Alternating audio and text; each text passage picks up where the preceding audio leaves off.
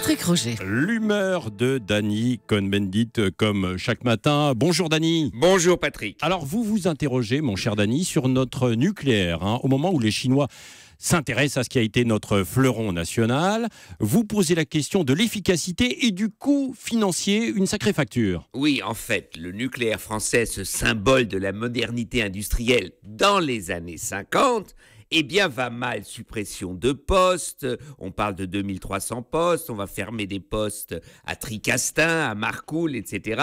Ça va mal, et de plus, c'est très cher. Alors, il y a la débâcle finlandaise, l'EPR en Finlande, qui a triplé de prix, retard une dizaine d'années. Il y a l'EPR de Flamanville, qui a triplé de prix depuis le devis, retard au moins 7 à 8 ans. Bref, ça va très très mal, et ça coûte beaucoup trop cher. Oui, mais alors, Danny, vous tapez sur notre nucléaire. Vous préférez peut-être le charbon allemand accusé aussi de bien des mots. C'est toujours... Non, je ne préfère pas. Je dis simplement qu'il faut être franc. C'est-à-dire qu'aujourd'hui, par exemple, EDF doit s'allier aux Chinois pour que les Chinois investissent, parce qu'ils n'arrivent pas à payer seuls les centrales, les EPR qu'ils veulent construire en Angleterre. Un tiers donc de l'investissement sera chinois. On va aider les Chinois à développer cette technologie. Mais aujourd'hui, il faut savoir que si on doit renouveler le parc nucléaire français, dans les 40 prochaines années, il faudra investir au moins 350 milliards.